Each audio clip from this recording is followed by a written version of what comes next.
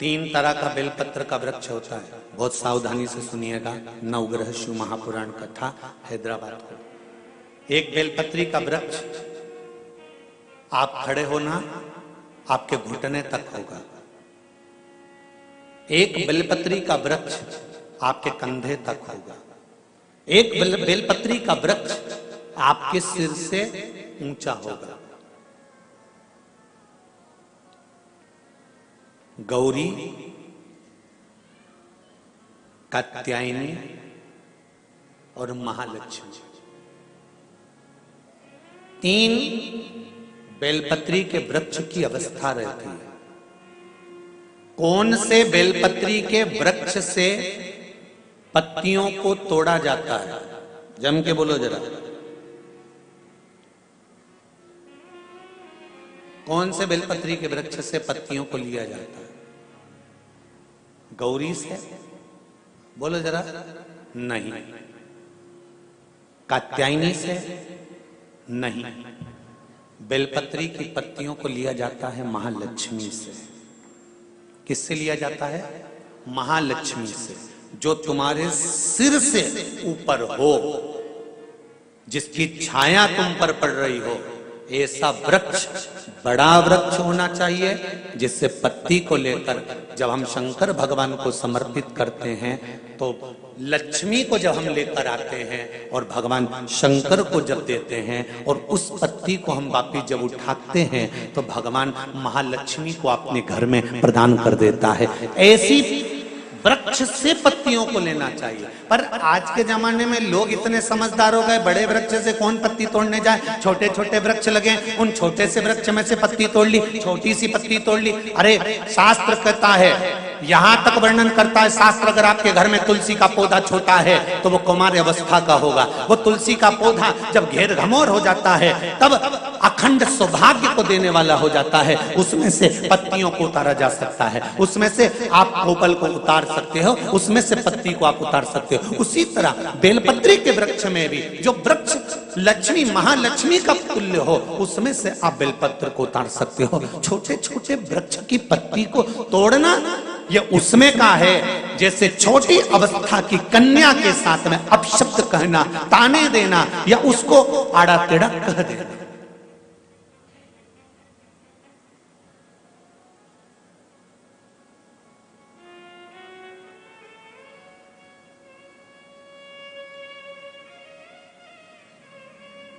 नवरात्र में कन्याओं का भोजन कराती हो कि सौभाग्यवती माताओं का भोजन कराती हो? जल्दी बोलो।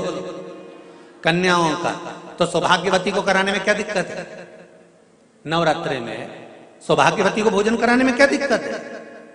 पर दुनिया के लोग कहते हैं कि नवरात्रि में कुंवारी कन्याओं का भोजन कराना चाहिए। और जब सौभाग्यवती माताओं का भोजन होता है, सुहागन करते हो, जब तुम्हारे घर में जब सुबासनी करते हो, सौभाग्यवती माताओं का भोजन करते हो, तब कुंवारी कन्या का भोजन कराते हो क्या? नहीं, उस समय सुहागन माताओं का भोजन होना जरूरी है। ये एक अवस्था होती है कि कब कुंवारी कन्या को भोजन कराना है, कब सौभाग्यवती को भोजन कराना है, कब बटुकों को भोजन कराना है, कब ब्राह्मणों को भोजन कराना है, कब ब्राह्मण के बच्चे को भोजन कराना है, कभी साधु संत सन्यासी तपस्वी साधक उपासक को भोजन कराना है। एक समय की अवस्था होती है। जैसे जिसकी पत्रिका में मंगल होता है, जिसकी राशि के अंतर्गत मंगल होता है और उसका विवाह नहीं हो रहा, या मंगल होने के कारण बस उसको तकलीफ आ रही है, या विवाह हो भी गया तो संबंध टूटने जैसा हो गया, कहीं कहीं अदालत में कार्रवाई चलने लगी, कहीं कहीं विवाद जैसी स्पर्धा उत्पन्न हो गई, कहीं कहीं विवाद सामने आ गया, तो उसको कुछ नहीं करना चाहिए। अगर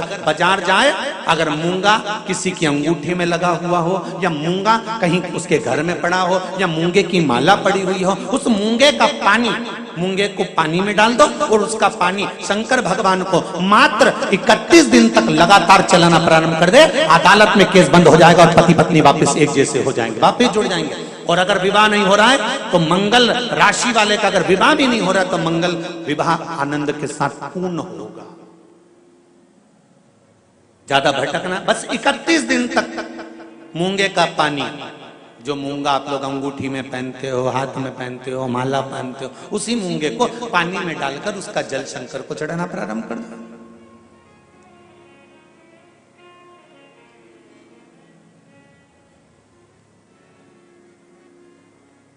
मूंगे के शिवलिंग का निर्माण किस देवता ने करा था?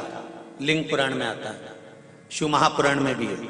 अगर आपके घर में गीता प्रेस गोरखपुर की शिव महापुराण की कथा हो तो उसमें भी पढ़िएगा कि किस किस देवता ने कौन कौन सा शिवलिंग का निर्माण किया है।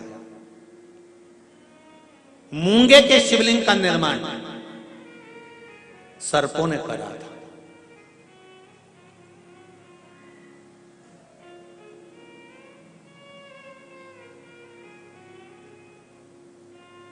जब शिवलिंग का निर्माण हुआ, पूजन हुई, शिवजी ने आकर आशीर्वाद प्रदान करा, तब सर्पों ने केवल एक बात मांगी थी कि हमारी इन सर्प कन्याओं, ये सांप की बेटियां हैं, सर्प की बेटियां हैं, सर्प के पुत्र हैं, इनका विवाह कैसे होगा?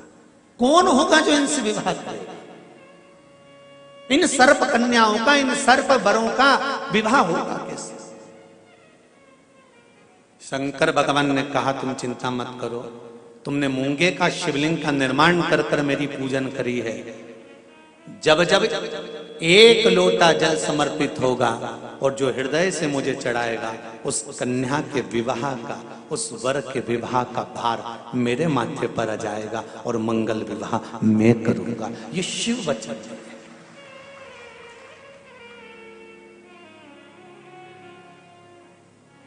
एक बहुत सुंदर सा प्रसंग है, जरा ध्यान दीजिएगा। कई लोग कहते हैं हमारा गुस्सा कंट्रोल में नहीं आता, हम बहुत गुस्सा आता है गुरुजी। कोई कहता है मेरी बहू को गुस्सा आता है, कोई कहती है मुझे गुस्सा आता है, कोई कहता है मेरे बेटे को आता है, कोई कहता है मेरे बच्चे को आता है। गुस्सा कंट्रोल नहीं होता, अब शब्द निकल जाता है, ताने निकल जाते हैं, आड़े टेढ़ा निकल जाता है, आप शब्दों पर अपशब्द निकल जाते हैं, बाद में पछतावा भी होता है, बाद में दुख भी होता है, बाद में मन में सोचने में आता है कि ये क्यों हो गया। तो कुछ दिन मूंगे का पानी, अगर मूंगा नहीं हो तो केवल जल का पात्र, उसमें केवल एक हरी मूंग डालकर शिव जी को वो जल चढ़ाना प्रारंभ कर दो। 15 दिन 20 दिन प्रतिदिन शंकर को जल चढ़ाना प्रारंभ तो करो। क्रोध कितना भी तेज आ रहा होगा, संयम में आना प्रारंभ हो जाएगा और मुख से अपशब्द निकलना बंद हो जाएगा। संयमित वाणी के लिए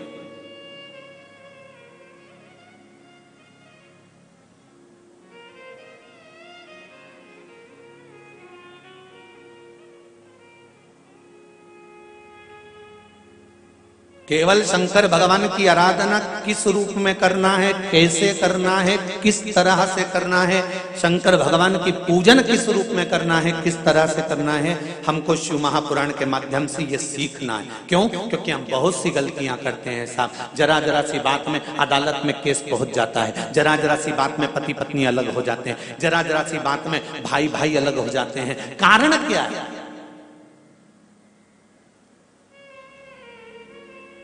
उसका कारण क्या है? जेठानी को मालूम है मेरा पति कमा रहा है, देवरानी को मालूम है मेरा पति कमा रहा है, जेठानी को देवरानी को दोनों को मालूम है कि सास और ससुर की जो जायदाद होगी वो आधी आधी मिलेगी। फिर लड़ाई किस बात की है? फिर विवाद किस बात का है? फिर भाइयों में तकलीफ किस बात की है? फिर ननंद को मालूम है कि मेरे को भी एक दिन जाना है और भाभी को भी यहाँ पर रहना है, तो फिर ननंद और भाभी में विवाद किस बात का है? हमें बस ये समझना है कि लड़की अच्छी देखी, परिवार अच्छा देखा, कुटुंब अच्छा देखा, लड़का अच्छा देखा, परिवार अच्छा देखा, फिर विवाद किस चीज के लिए होता है? वो विवाद किसी दूसरी चीज का नहीं होता। विवाद केवल हमारे ग्रहों का, हम जो सोचते हैं, बहुत अभिलाषा लेकर आते हैं, वो पूर्ण नहीं होती तो तकलीफ आती है। उसको पूर्ण करने के लिए परिवार वालों पर जोर नहीं दिया जा सकता, उसको पूर्ण करने के लिए मेरे देवाधिदेव महादेव से कहा जा सकता है कि तेरे भरोसे पर यह कार्य किया, तेरे बल पर।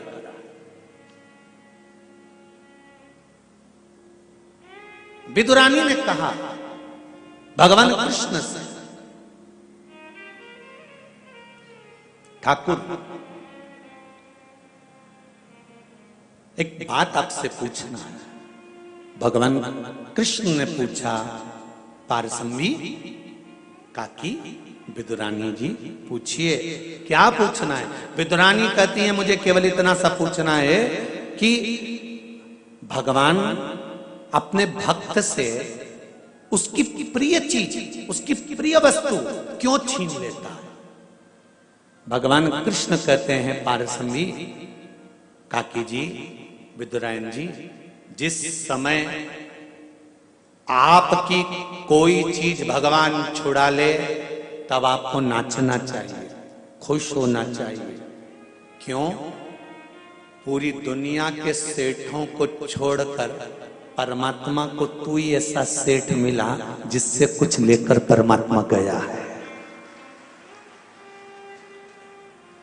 पूरी दुनिया के सेठों को छोड़कर परमात्मा को केवल तू सेठ मिला, तेरे पास परमात्मा आया और तुझसे कुछ लेकर गया है। जब तुम्हारी कोई वस्तु तुम्हारे पास से चली जाए, कोई चीज तुम्हारे पास से चली जाए, तो उसमें दुख नहीं मनाना। परमात्मा ने दिया था, परमात्मा लेकर चले गया, उसमें तुम प्रसन्न होना कि वो देव अधिदेव महादेव ने दी थी और उसने वापिस ले ली है, उसमें दुख नहीं करना।